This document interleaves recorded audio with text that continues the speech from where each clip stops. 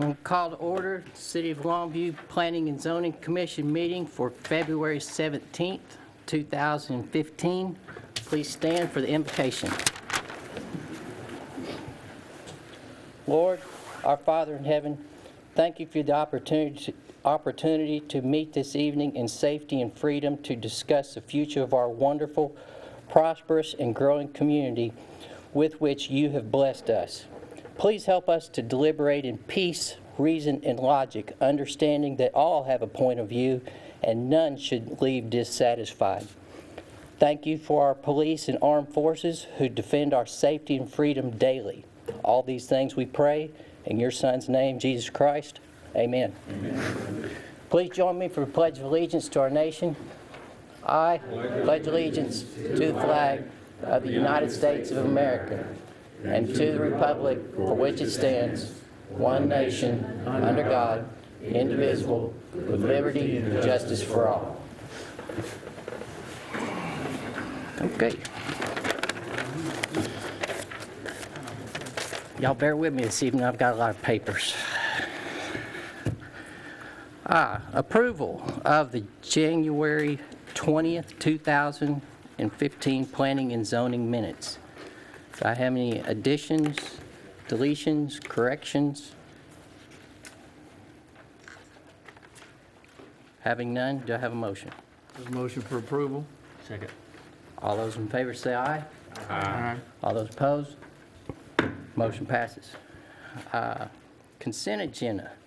Items on the consent agenda are plats that meet the requirements of the City of Longview subdivision ordinance. These items will be approved with one vote unless any member of the Planning and Zoning Commission, any member of the public, or the applicant would like an item removed from the consent and placed on the regular agenda. Do I have any requests? Do I have a motion? Move to approve consent agenda. Second. All those in favor say aye. Aye. All those opposed? Motion passes. The purpose of this meeting is to hear all pertinent testimony of those in support of and in opposition to the applications before the board. Tonight is the first of two public hearings required to approve a change in zoning. The board also considers plats. The procedure for public hearing items to be followed tonight will be the public hearing will be opened and testimony will be heard in the following order. The applicant, the staff, then the general public, those in support, and then those in opposition to the request. If you are part of a large group with a common interest, we ask that you appoint a spokesperson rather than have each individual restate the same information. When addressing the board, please begin by stating your name and address.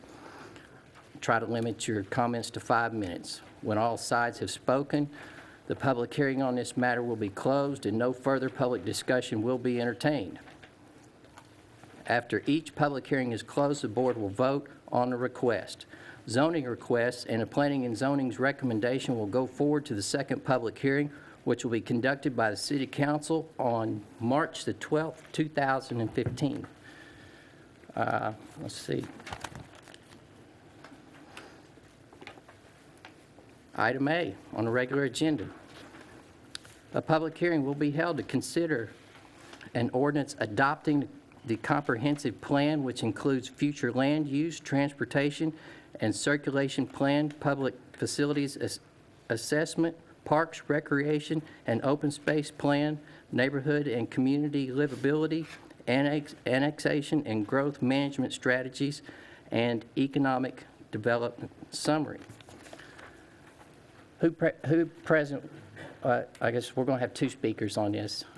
Ms. Karen Maines will make a presentation on behalf of the Comprehensive Plan and Advisory Committee. Yes, sir. Ms. Maines. Good evening, Commission, Chairman Wood, staff, all present this evening. We have a good crowd tonight. I stand before you this evening very happy.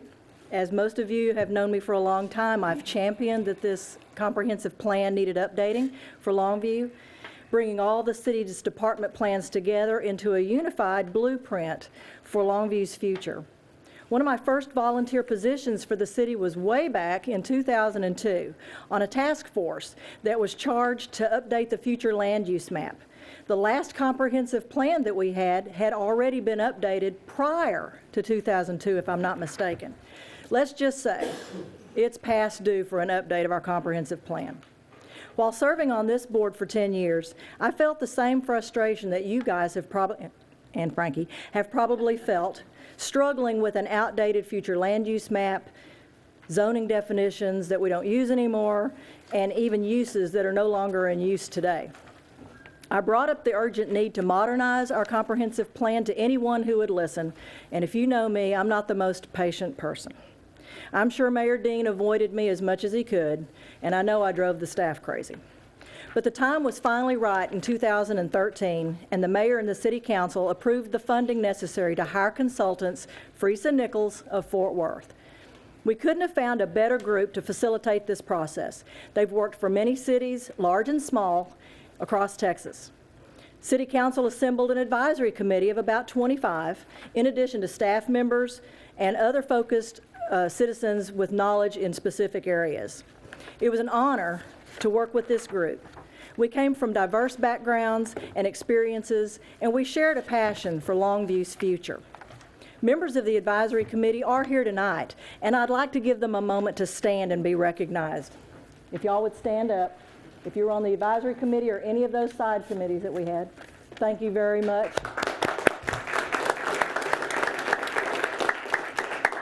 We met together with Friesen Nichols for the first time back in November of 2013 and quickly learned that this would be an 18-month process if we wanted it done right. And doing it right meant that it needed to be a blueprint for Longview's future, not by our group, not by staff, not by City Council or Friesen Nichols, but a blueprint drawn by the customers, the citizens of Longview. I call it a blueprint because a blueprint is a guide. It can be modified when needed, not cut in stone. It's a living document. Facts and data about our city were compiled. The snapshot is what we called it. Age, race, income, education.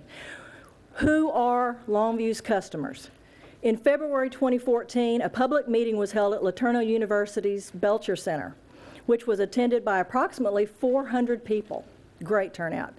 Those attending were given several ways to tell us what they wanted in their vision, their blueprint for Longview. There were visual multiple choice options to give citizens a chance to tell us what they wanted and what could be achieved.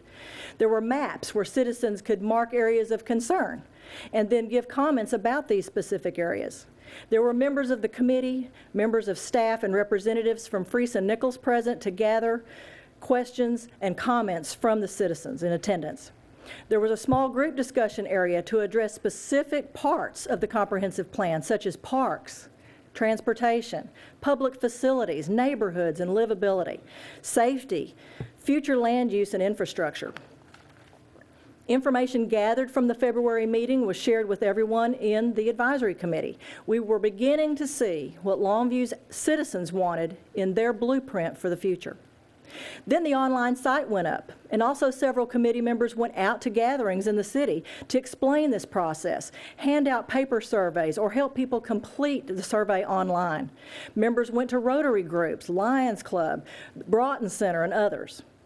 In all, about 2,500 people responded, more than most cities our size usually see.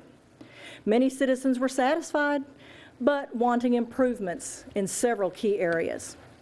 After collecting all of these comments, the first draft was crafted and presented to the advisory committee. Another public meeting was held at Mod Cobb to get public response to the first draft. Several revisions were made to the first draft following this public meeting, and additional meetings were held by the Plan Committee. The biggest revisions addressed concerns over proposed future annexation. Included also in the revision was an implementation strategy, a plan that ranked projects by cost and time frame. So here we are today, presenting this comprehensive plan to you, the Planning and Zoning Commission. I know the years I spent up there, I got to wondering when the planning would start. It seemed like we did a lot of responding to requests, but no planning. That's changing. If you choose to approve this plan, remember that this is when the real work begins. If this vision for Longview's future, this citizens plan, is approved tonight and by City Council next month, you are going to need to get to know this plan, this blueprint. It's easy to vote yes. What's hard is finding the willpower to stick to it and to apply it consistently. This plan, this blueprint belongs to Longview citizens. They are the city's customers. This is their voice, their vision for Longview's future, for themselves, their children, their grandchildren. Serving on P&Z, you'll sometimes have to say no when future requests are made, when highest and best use doesn't fit the citizens' vision for their future for Longview, their blueprint. Or if you find modifications that can be made to this blueprint to even better deliver the citizens' desire in their final product. You'll have to know this plan. You'll need to read it. It's a daunting task. It's big, plus all those appendices. But you'll have to know this plan in order to implement it consistently every time. This is a good plan. Longview citizens know what they want. Say yes tonight, and let's get to work. Friesen Nichols has representatives here now, and they have a presentation they would like to share with you. I thank you. This has been an honor, and I get to sit down now. Thank you, Ms. Maines. Yes, ma'am.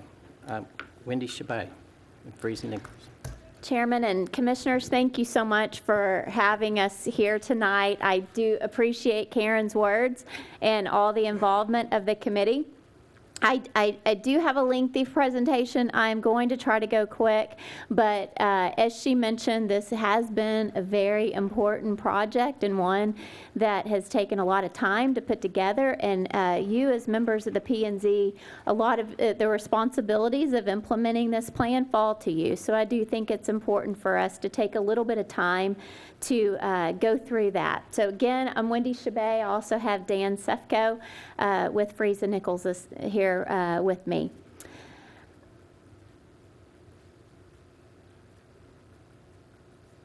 Okay. So just quickly, our agenda tonight, I want to go through very quickly what a comprehensive plan is, a little bit of our process, some of the things that we heard, and focus primarily on the recommendations of the plan. I equated this at the very beginning of this project of putting together a puzzle and all the different pieces that make a city go round. We joked about this because our reporter said, well, I don't know that I needed the box. We equated this to needing the box. When you're putting together a puzzle and you dump out all the pieces and need to be able to look at a picture of what it is are we trying to get to put that together. And not everyone needs the box, but I will tell you most of us need that picture to look at of how are we going to fit all these pieces together. So a couple of things about the comprehensive plan. Number one, it is looking at the community's vision 10 to 20 years out. It helps make those decisions and guide the decisions of which many of you will make as time goes on. It generally includes these recommendations for these components that are up there on the slide. It is combining all of your previous documents that you have. You mentioned the appendix. The appendix is very lengthy. It's 750 pages. We know that that's a lot, but what is really important about that is it does take all the different components of the city's plans that we reference in this document and puts those together. It is intended to guide city policy. It is intended to be a basis of your zoning decisions. It is not the zoning map. It's not. It is more that thing that guides that. And so there may be a future update of your zoning ordinance that may need to follow to be able to meet some of the things that we're trying to get out of this. But this isn't the zoning map itself. It is what guides those decisions and should help develop your CIP. Every decision going forward should be based on the comprehensive plan. And we see, if we look to the success of other cities, many of your committee members that was on there traveled to different cities of Chattanooga and Tennessee and South Carolina. And one of the threads that came through all of those different cities of, okay, we've seen great energy and focus and effort put into some of these cities to revitalize, and what is that one thing that you would be the biggest takeaway that you could? And all of them said the same thing. They all said, you need a plan and you need to follow it. And that herein lies the real purpose of this comprehensive plan. So just to go through a little bit of our process, the committee, I will have to tell you, did an absolute phenomenal job, and I do applaud each one of them that are here. It takes a lot of time outside of your day job to be able to attend all of these meetings, to stay in sync with where we're headed, and they did a great job of that. And as you can tell, it's a large number of people that were very involved, and not only were they involved in all the committee members meetings that we had, but they also broke down into subcommittees to really dive into different issues. So I greatly appreciate all of them, in particular Keith Honey, who served as our chairman for this. This was our overall process. Phase 1, looking at the overall vision of the community, the existing conditions, and what we hope to achieve. Phase 2 were all those different components, and this is how our report is broken down on each one of these components of a chapter for the land use, transportation, parks, growth management, economic development, and neighborhood livability, and then the recommendations in Phase 3. This is how it broke out on a schedule. We mentioned a 16-month process of what it took from the very beginning. All of these red stars represent committee meetings, and then there were numerous meetings held outside of those that we conducted, again, to get input and make sure that we are all headed in the right direction and that we have consensus for that. We kicked this off back in February of 2014 with a public meeting. We had over 400 people attend that meeting, which is phenomenal response. We got a lot of great input during that, and we were very, very pleased with the turnout of the public that we had throughout the process. Very enthusiastic. We did a lot of different workshop and environments. It got a lot of different input. We even had a lot of young folks involved at this meeting, and that was very important to us, that we were able to get our next generation involved in that. We did polling devices to where we got a lot of information through that. And then we also had an online survey, and again, Karen mentioned we had almost 2,500 people fill out our survey, which again is phenomenal response for a city this size. We also did an additional park survey where we got almost 600 additional comments related to parks. So we felt very good about the input that we got, and it should be noted that we had a good number of young people. Having this at the Belcher Center on LeTourneau University, we had a lot of students there, which we thought was very important because it is the generation that we're planning for in the future. So we're very excited about that. Few of the key things that we heard, some of the issues, when we asked the single greatest issue, we had a lot of quality of life, and I'll talk more about what all that entails, but how do we make Longview competitive and distinct? How do we build on our employment, reduce the traffic, be able to make sure that we're meeting multi-modes of transportation around the city and our infrastructure and very importantly, our neighborhoods? These were some of the major themes of the input that we heard in terms of being able to look at residential from different perspectives and being able to attract things within the city that made it appealing to be able to live here and work here and stay here. Looked at open spaces, you'll see was a strong component of this, and as I mentioned, being able to walk and bike. You've done a really good job in Longview for the car, a really good job. We haven't done as good of a job in Longview for anyone who wants to walk and bike. So that was a big component and a thread that we heard quite a bit. Also reinvesting in our older neighborhoods. There was a general concern that we've got a lot of good growth going to the north, but we need to focus on some of our areas in the south and see some redevelopment and revitalization in some of those areas. And then also just the gateways to the community. So these are a few of 2,500 comments that we heard that we kept hearing over and over and over.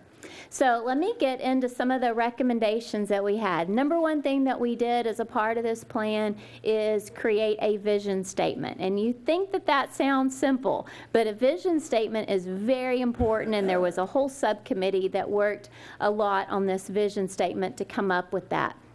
So this is our vision statement. I won't read that. You can read it. But one thing I will point out is once we did the vision statement, we took these key words to break that down a little further of, okay, premier community. How do we become a premier community? What does that really mean? And what are the goals and objectives to obtain that? Education, business opportunities, cultural diversity, capitalizing on heritage. Each one of those, we took those key themes and broke that down further. So this is where those themes came from that vision statement. And then out of each one of those, we developed a goal. So what is our goal? To achieve a premier community and education and so on. So again, I won't read those, but it is very important that you understand how this whole comprehensive plan came about of developing a vision statement, breaking that down into goals, then setting specific objectives to be able to obtain those goals, and then specific strategies to obtain those objectives. So each one of these are our goals, and this is what helped frame the entire plan of what we want to be, how we want to capitalize on our heritage, our natural beauty, focus on families, and provide a community that is healthy for its citizens, that's safe, that has a welcoming environment, that attracts vibrant people, that everyone can call home. So some of those key components. Number one, we did the existing land use, which I know is an important component to you as P&Z commissioners. We did our existing land use, and then we put in place our future land use map, which I know you all are familiar with looking at this, but each one of these are land use categories. This blue line that you'll see on here is your city limits, and so we did take a look at the entire ETJ as a part of this study and what future land uses are for that. So we've worked a lot with your planning staff on this future land use. A few things that are new that you'll be interested in, because I know this again is important to you. We have a few new categories for our future land use. Number one is downtown. Number two is a business campus, transit-oriented development, a mixed-use category, and then we categorized the floodplain a little bit. So there were a few tweaks to that land use just related to some color, but these were some of the new components of that.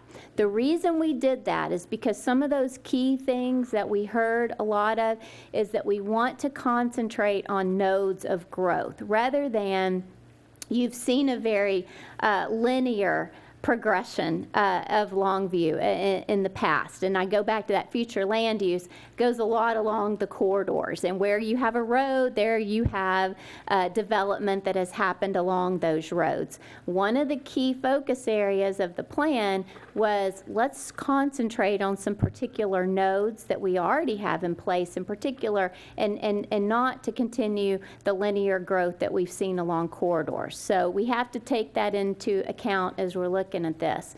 Number two, there was a really big focus on downtown.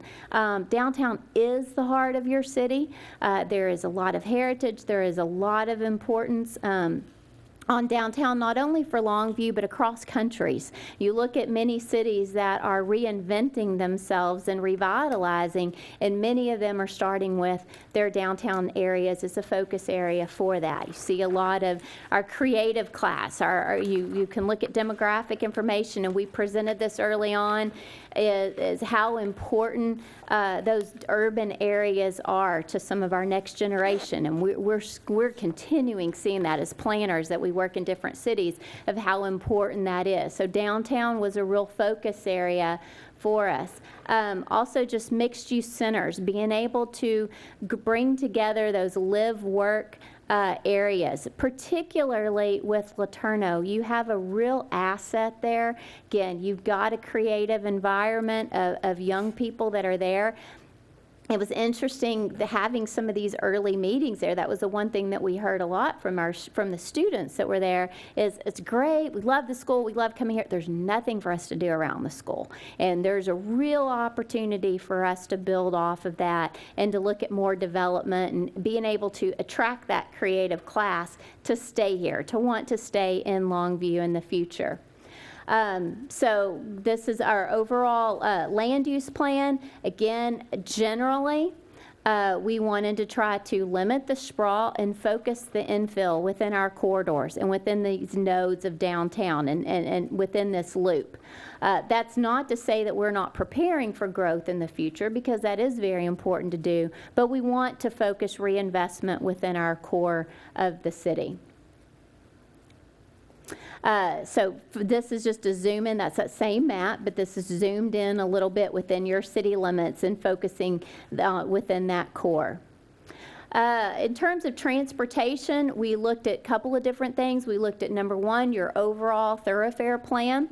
We worked very closely with your MPO on this because we did think it was very important to coordinate. So we went back and forth with them quite a bit to make sure that our thoroughfare plan, that we're looking at a broader network of transportation options, because even though we're focusing on the center, we do know that we've got to be positioned for future growth and make sure that our thoroughfare plan reacts to that. So there are some new cross sections, and we did reevaluate some of the functional class and looking at your network, particularly of your north and southeast expansion within those two areas. And then we also looked at just the system modifications, again, outside within your ETJ, making sure that those are all coordinated with your MPO and they say the same thing. I mentioned earlier in terms of the sidewalk and bike mobility, that seemed to be a big deficit that we had in Longview, so there was a lot of attention put to how we make, not necessarily the entire city, but there's certainly some core components of Longview that we want to have better connected. And so there are recommendations related to that. We also got some recommendations for some complete streets, and going back to some of those earlier things that I talked about in terms of focusing on our core, looking at our network and a particular emphasis on a few streets, on the MLK, on Mobberly, on Green, on Highway 80, and redeveloping some of those streets to be more pedestrian friendly and to revitalize some of those uses along that, and doing complete streets on those key corridors. Also, I-20, just the opportunity that has, not only from a land use standpoint of revitalization, but also just from a gateway standpoint. This is your front door to many visitors that come to Longview, and so the land uses along these corridors are particularly important. So looked at different ways of how we can enhance those corridors and those gateways along I-20. And again, we also talked about some of your corridors coming in, 31, and mentioned Mobberly and the loop of how important those are from a land use standpoint, because many people, that's going to be their perception of Longview, is what that looks like driving up and down those corridors. We also talked about a property maintenance code. That is one of the recommendations within the plan. We heard a lot of comments early on about just the aesthetics and some of our buildings that aren't in good shape, that need to be repaired. You're a little handcuffed a little bit to be able to do much about that because you don't have a property maintenance code. And so we heard that pretty loud and clear in our recommendations, that is something that needs to be addressed and looked at. Also, just wider sidewalks and again, tree plantings and some of those things. We haven't taken into account some of that on some of our major streets, so the opportunity to create more safe, inviting streets. Another component of the comprehensive plan is your parkland. Without boring you with a lot of numbers and details, just a few key points on this. Number one, you have 651 acres of existing parks. If you were to run numbers, and we had some demands of what we were looking at in terms of future parkland and what our ideal would be, you would be doubling that. And so the short version is you are woefully short on just general parkland of what we would like to see. I mean, and what the desire was. These are the acres of which you would need, not even anticipating just all the growth that you would need. So there's a couple of key recommendations. Number one is the expansion of those parks in these areas that are short. So one of them is just pure parkland. Number two is the improvements to existing parks. You have a lot of parks. When you just look at the number of parks, there are a lot of them. But there was a lot of emphasis in the plan to improve some of those existing parks that you have. One of the things that was pretty loud and clear again in the feedback that we heard is to be able to extend those trails is a real key thing. You've got a great, the Borman Trail is something that everyone seemed to love. We would love to see many more miles of that, and we would like to see that extended. So there is a trail plan, and it ties into the comprehensive plan. The parks chapter is actually pretty meaty because we wanted to make sure that it would allow you to be able to apply for Texas Parks and Wildlife grants. So in no particular order, these were some of the focus areas as it relates to parks. Again, increasing the linear mileage, and renovating some of our existing parks, and then making sure there's several master plans that you already have in place. And so being able for Lear Park and others to be able to see those through, and then the acquisition of future parkland. Another strategy or component that was in the plan was related to growth management. Because of just being able to annex land. I mean, you have that right as a city. I think there was about 15,000 acres that we looked at. You could annex as a city up to 10,000 acres is what you have the right. It's what the government code allows you to do, is to annex that. We're not recommending that you annex all that. In fact, that was one of the things that we did hear a lot of comments from, and so we scaled that back. What we felt was still particularly important related to annexation was along the corridors. And it goes back to what I said earlier about some of those key things that were very important were the corridors, the visual aesthetics, being able to control that, being able to put your gateways in place and have some say of what those are. So there's a couple of areas that we do recommend, and those are generally shown here, and you'll see this is spelled out in the plan. This is all the area we could. We're not necessarily recommending all that. We are recommending in particular that you look at the areas along the corridors. Another component that we looked at was the fire and police, and just being able to continue to provide service for that as you grow. There's a few recommendations related to consolidation and expansion of your police department. We got a tour of all these facilities, and we're quite surprised to see how stacked on top of each other some of your services are. So we did believe that this is an important component that needs to be looked at in the future. Also, renovation and expansion of some of your fire stations, and then a new fire and police training center right now is tucked away in a neighborhood, and there's all kinds of reasons why that's not in the best location, and it's certainly pretty antiquated in terms of the facilities that are there now.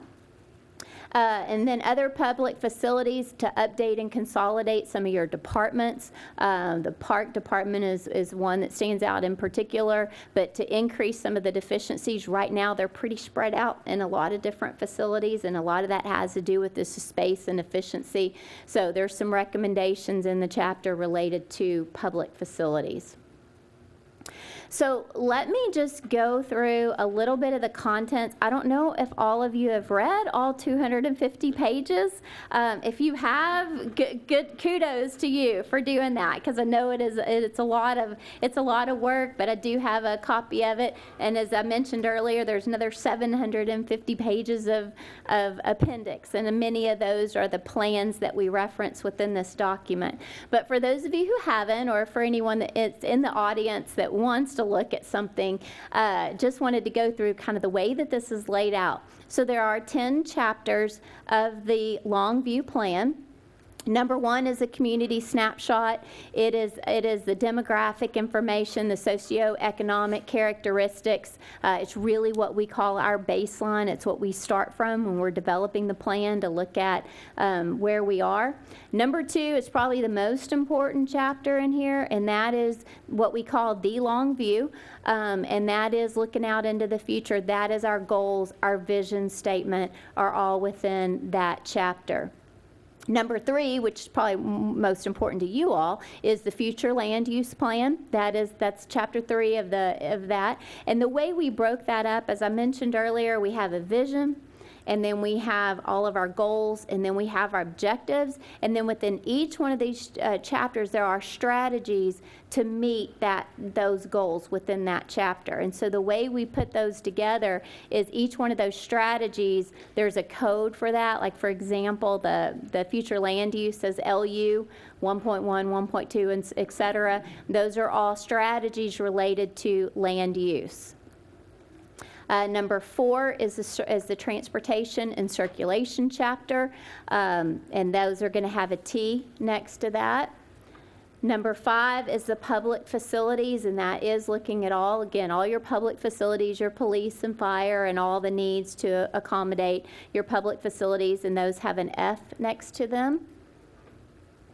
Number 6 is the Park and Rec and Open Space chapter. One thing I will point out is we submitted the Parks chapter of this report early because we did want to make sure that we could get that approved by Texas Parks and Wildlife, and luckily we did. They were very complimentary of the Parks chapter in this, and so that's a good thing so that we can apply for Parks grants. Number 7 is the neighborhood and community livability. And this chapter encompasses a lot because it is not only your neighborhoods, but it's all of those aesthetic things that we mentioned, downtown, and all those things that we think make the community livable, that make people want to be here. So this is a lot of those intangibles that are within the neighborhood and community livability chapter, and the code for that and the implementation is NH. Number 8 is our annexation and growth management strategies, and those are all coded by GM. Number 9 is the economic development summary. This is a shorter chapter, but one of the things that we looked at the very beginning is LeadCo has just created a strategic plan. We looked at that in comparison to what we did in our baseline, and it was actually a really good plan. I mean, many of the goals and objectives that were stated in that were still very valid, and so there's no sense in us reinventing the wheel. There are a few additional strategies within that, but that's one of the reasons that is in the appendix, because we were referring to that. And then number 10 is the implementation chapter, and it takes all of the different strategies from all of the other chapters and puts those together in a table. And so that's how you read that. When you look at this is what an implementation table will look like. You can't really see it on here, but each one of these are coded, LU, and they are coded to those strategies that relate to that particular chapter. We then took all of those different strategies and working with the committee and with staff to code what's short-term, what's mid-term, what are those long-term or ongoing efforts. And so each one of those have a timeline associated with them. And then they also have a dollar number where we tried to keep it very simple and basic, where number 1 dollar sign was something that generally you could do within your budget with very, very low-hanging fruit type things, or things that were more administrative that we assume city staff could probably do. Number 2 are those that will cost some money, probably either within your general fund or perhaps a grant. And then those with the $3 signs are those that are more capital projects. Those are something that would require a bond or something like that to be able to do. But that's how you can read that implementation table. Then we also, with our committee the other day, we went through all those implementation items, and then we had them go through and pick some of the top strategies in all of those. These are some of the ones that came out of the top. Again, these are in no particular order. It was just some of the things that we felt like it's low-hanging fruit, or it's things that we need to do to take us to the next level. So expanding our trail system and dilapidated buildings, and looking at some of those areas along the corridor, our fire stations, special area plans to be able to do a market study for those corridors. We know that that's a key recommendation, but what exactly does that mean, and how do we take that forward to be able to really see through it, to take some of those corridors through to fruition? Expanding our police department and city hall, incorporating design guidelines, promoting those regional uses along I-20. Mentioned the fire and police training center, sidewalks, streetscape, bike lanes, some unique restaurants of what we're trying to achieve, again, to attract some people here. Also the Lear Park Master Plan, expanding our park budget, maintenance facility, and parking in the downtown area. Doing minimum design standards and construction standards, utilities. This has to do with more of that growth management, mixed-use corridor, bike lanes, parkland dedication.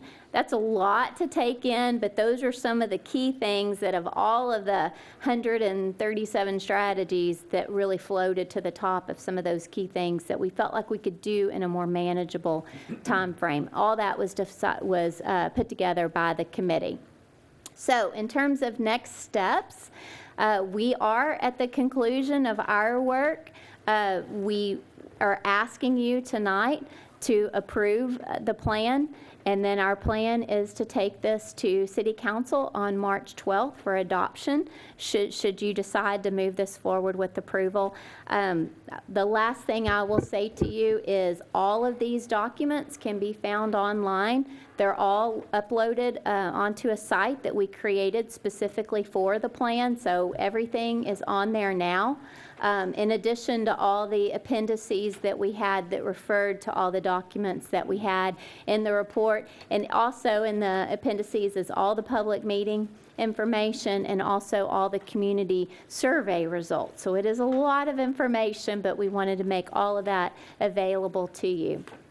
The last thing I will say is how much I appreciate working with the City of Longview. It's been a great 16 months. It's been a phenomenal effort from your community. A lot of people have pitched in, a lot of people have helped to make this a great plan. We've got a lot of good input and clearly a lot of people that have been very passionate about this. So thank you for your time. I know that that was long, but I'll be happy to answer any questions that you have. Wow, where to start? What a great, in-depth, comprehensive plan you've come up with a wonderful presentation. Commissioner questions for Ms. Maines or Ms. Chabet? Having none, staff comments. We just recommend, based on the work of the committee, which is the voice of the community, that you consider this plan and recommend approval and move it on to City Council. Commissioner questions for staff? Having none, the public hearing is now open for the consideration of the Longview Comprehensive Plan, adopting the Longview Comprehensive Plan ordinance.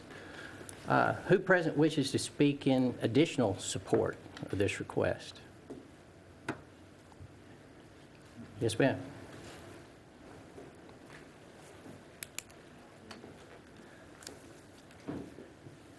Good evening. My name is Suzanne Brown. I work for the Longview Chamber of Commerce as their Advocacy and Communications Director. The address is 410 North Center Street in Longview, Texas, 75601.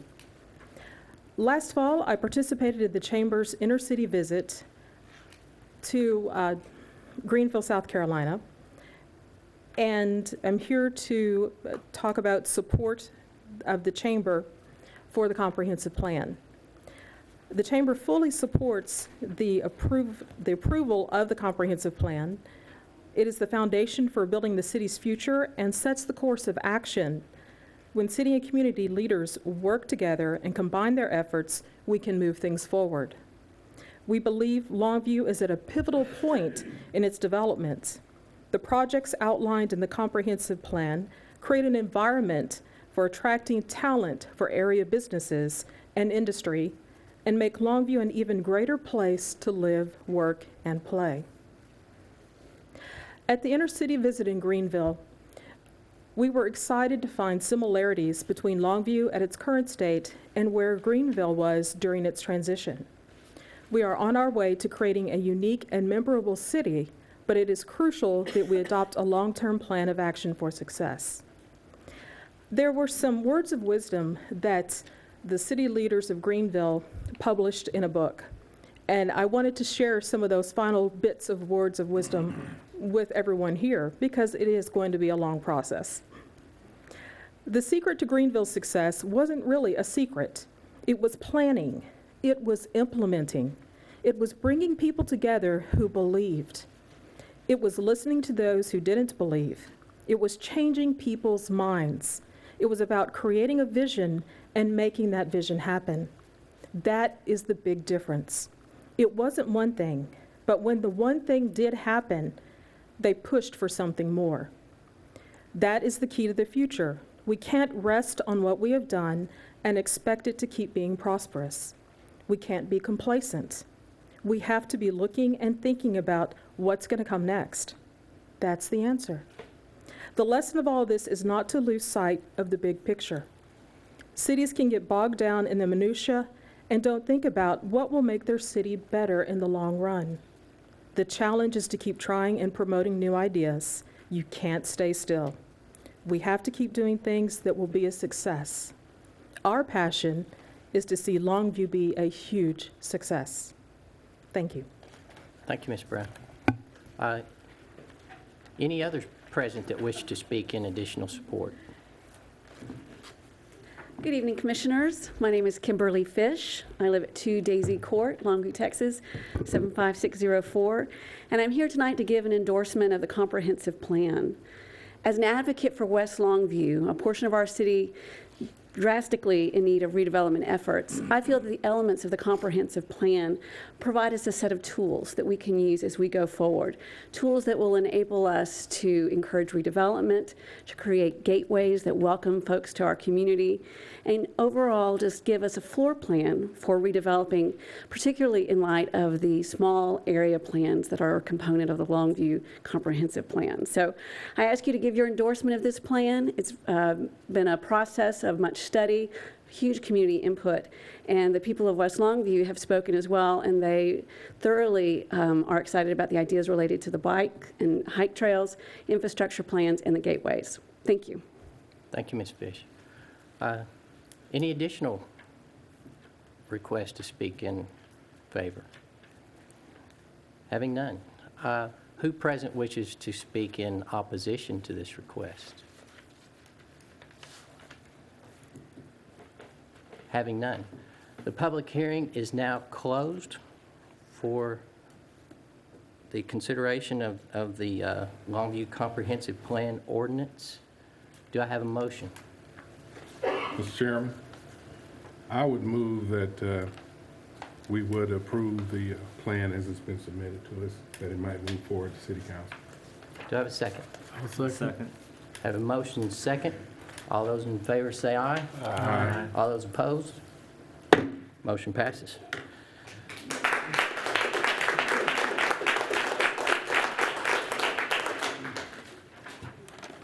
All right. Well, let's get to the first step of implementing that tonight with item B. A public hearing will be held to consider application Z 15-04 filed by Charles Martin Jr. requesting a rezone from agricultural to single-family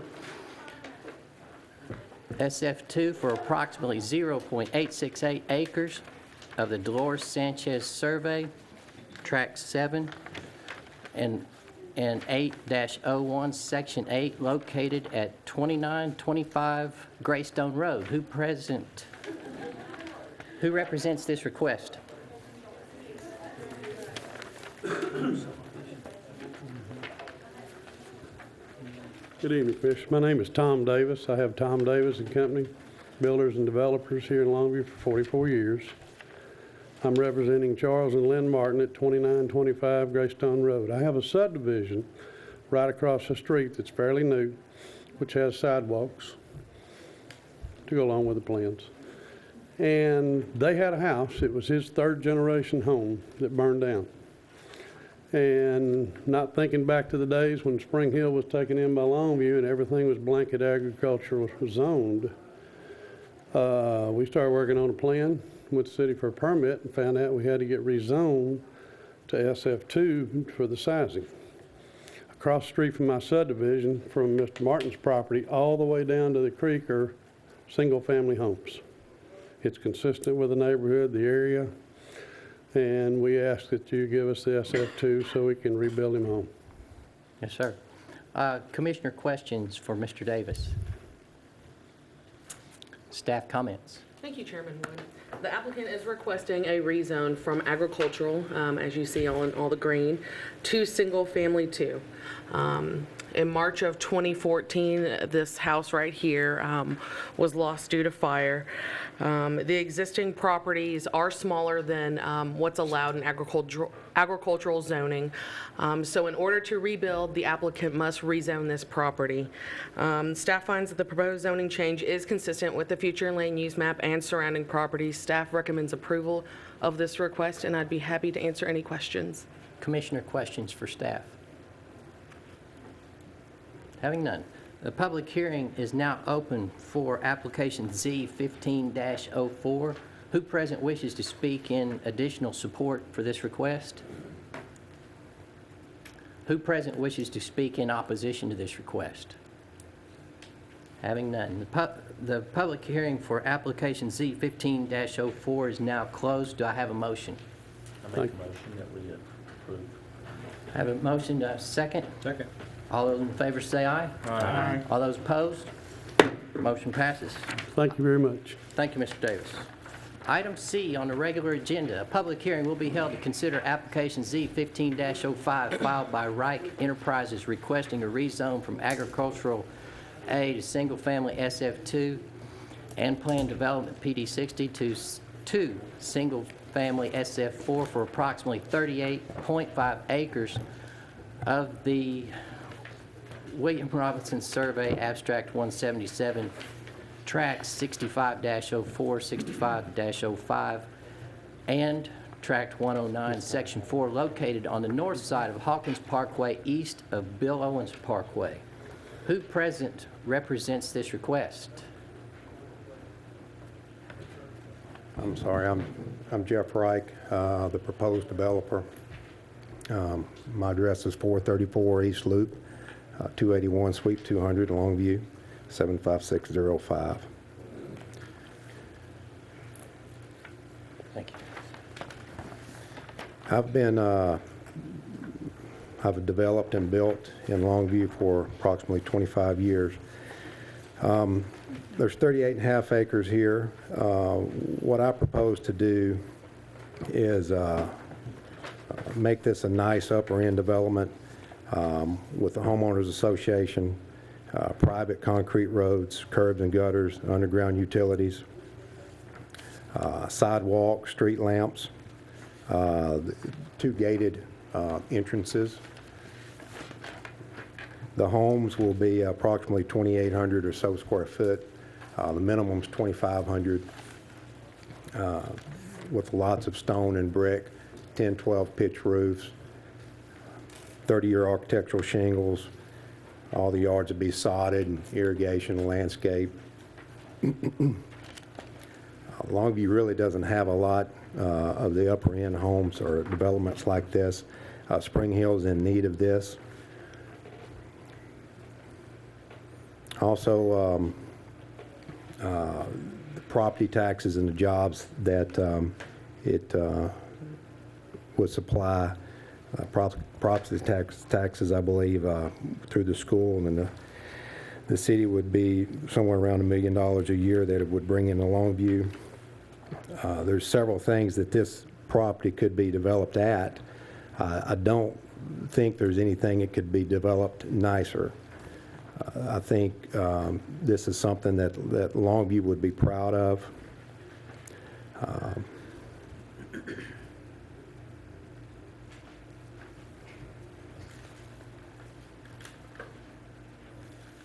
So that's a couple of things that we put together. It's nice restrictions, a nice subdivision.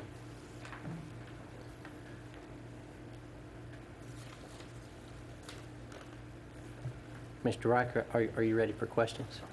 Sir? Are you ready for questions? Yes, sir. Commissioner, questions for Mr. Wright? Are you going to have frontage or garages? No, sir, it'd be side entry garages. Side entry garages, upper end garages, not just your standard garages that we used to do years ago.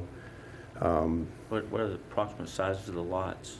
The lots are 14,000 square feet, 85 wide by 135 deep approximately. Some a little smaller, some a little bigger. Are your utilities going to be on the front or the back? The utilities will be on the front. Okay. Everything's underground, curb and gutter, concrete roads, 30-foot front setbacks. The fencing would be from wrought iron with stone in the front to the wooded fence with trim cap on the side. We won't do any dog ear pickets or anything like that. I want to thank you for preserving the hardwood trees. Yes, ma'am, we have that in restrictions. Any other commissioner questions for Mr. Wright? Having none, staff comments. Thank you. The applicant is requesting to rezone from agricultural, single-family 2, which there's a little bit at this corner, and plan development 60 to single-family 4 for a proposed subdivision. Through this subdivision process, this development will meet all of City of Longview requirements. Hawkins Parkway is a minor arterial, which is appropriate for these type uses. Staff finds the proposed zoning change is consistent with the future land use map and surrounding properties. Staff recommends approval of this request, and I'd be happy to answer any questions. Commissioner questions for staff? Having none. Okay. The public hearing is now open for application Z15-05. Who present wishes to speak in additional support for this request? Who present wishes to speak in opposition to this request? Yes, sir. Please come. Good evening. Mark Gord and 75605, and we're in the Mark, Valley spell your Brook. last name for me, please. Sir? Spell your last name for me, please. Gorrod. Okay. And we're currently in this subdivision, Valley Brook, which is going to back up to Mr. Wright's property. One question, I don't know if we can ask this here, but where are the entrances going to be? From his plat, it looks like it's going to be on either side of the present subdivision. Or no, it'd be one entrance. Okay. Looks like it's on the east side of your subdivision. Or, Looks kind of east and west side, is that correct? Okay. and then I would imagine there's a fire access over here on the west side. So, Really, I mean, the only major concern I have, with the development is the fact of the flow of traffic. As you may know, anybody that drives that, as you're going west on Hawkins Parkway, just before our entrance to Valley Brook, is a big hill. And it does pose a problem as far as people trying to leave our subdivision, trying to make a left turn. I'm just concerned about the additional residents in that area. That's all really I'm concerned about, okay. What is the speed limit there now? It's 45, but if any of y'all live in that area, the speed is usually well over that by people traveling that road. It looks like there's an entrance on both sides of your subdivision. You know, currently, I mean, it's directly across from St. Andrews, and that's another hard area to get out of, because if you're traveling from west to east, you've got that hill coming up, and you don't know if anybody's coming or not when you turn right onto Hawkins from St. Andrews. So really, that's my only concern and objection about it. Okay. Any questions for Mr. Goddard? You currently have fencing around your subdivision now? Yes, sir. Okay. Privacy fencing. Any other questions for Mr. Goddard? I also want to just remind Planning and Zoning Commission that what the builder or the developer is showing is conceptual. So as far as what he's proposed, you know, staff does have to review and approve whatever he submits to the city. As far as driveway locations, traffic and all that. Counts and volume. Lot density. Sure. Any other questions for Mr. Goddard? Thank you. Thank you very much. Mr. Goddard. Any additional present that wish to speak in opposition to this request? Having none. The public hearing for application Z15-05 is now closed. Do I have a motion? I make a motion that we approve Z15-05. Second. I have a motion and a second. All those in favor say aye. Aye. All those opposed? Motion passes. Item D, a public hearing will be held to consider application PD 15-01 filed by BTH Bank requesting a rezone from planned development PD 08-1 to planned development general retail to allow for a bank for proposed Lot 1, Block 1, Earl's Triangle subdivision located at the northwest corner of the intersection of North Spur 63 and McCann Road. And Frankie Parsons is going to recuse herself from this item. Who present represents this request? Good evening. I'm Joe Hart with Johnson & Pace, civil engineer representing BTH Bank with this for this request. We're requesting just to rezone from planned development to planned development general retail to allow for the use or the construction of a bank building, almost 7,500 square foot building, and that's our site plan. And this zoning requires site plan approval, so that's why we're here. I'd be happy to answer any questions that you might have. Very impressive, Mr. Hart, as was your landscaping plan, too. Any questions for Mr. Hart? Having none, thank you, Mr. Hart. All right, thank you. Staff comments. Thank you, Mr. Wood. The applicant is requesting a rezone from Plan Development PD 08-01 to Plan Development General Retail to allow for a bank. In 2008, this property, along with 142 acres, was rezoned to PD 08-01 without site plan approval. The applicant limited the uses within the plan development and stipulated some additional buffering requirements. One of the allowed uses is a bank. The site plan for this plan development shows a bank with 4 drive-through lanes. The bank will be approximately 7,500 square feet and 1 story tall. The applicant has proposed 52 parking spaces and has provided, and it exceeds the minimum landscape requirements.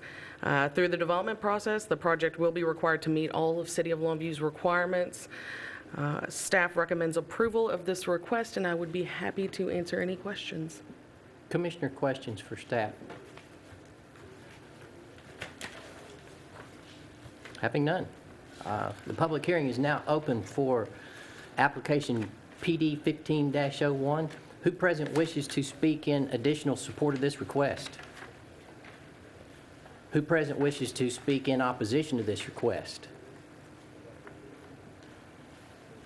Having none, the public hearing for application PD 15-01 is now closed. Do I have a motion? A motion to approve PD 15-01. Second. I have a motion and a second. All those in favor say aye. Aye. All those opposed? Motion passes. Tell Frankie she can come back. Here she is.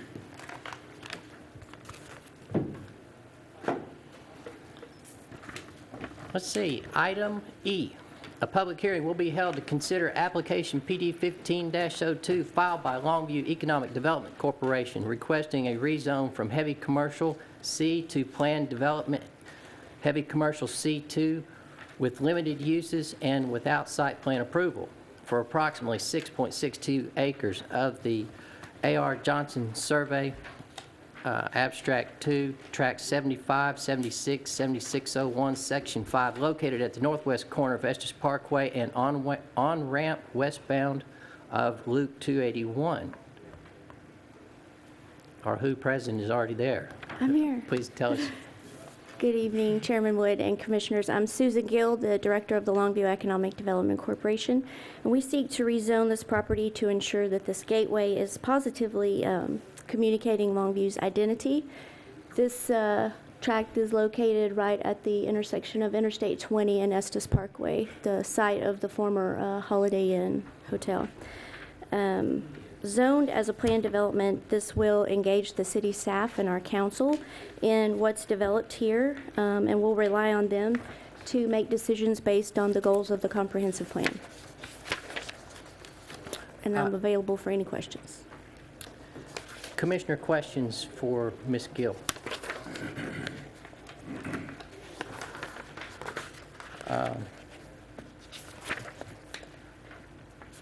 No commissioner questions for Ms. Gill. Staff comments. Thank you, Mr. Wood. The applicant is requesting a rezone from heavy commercial to planned development heavy commercial with limited uses and without site plan approval.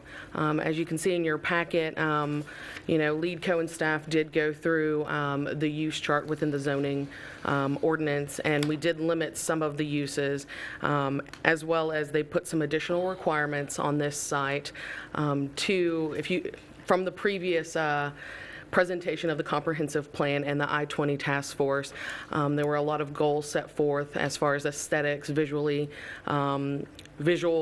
aspects of our entryways, making them look aesthetically better for our visitors and the citizens that live in this community.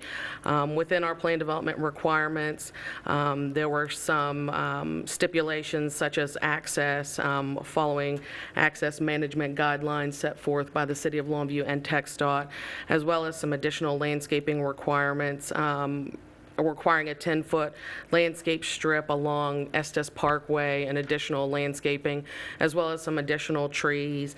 We limited to signage to shared signage along both streets. Along this Estes Parkway roadway, we have one directional signage allowed, as well as one directional signage, directory signage allowed here along the ramp. As well as facade requirements, not allowing any metal facades, and then also limiting outdoor storage and display, not allowing that. They also did limit the uses, as you can see in your packet.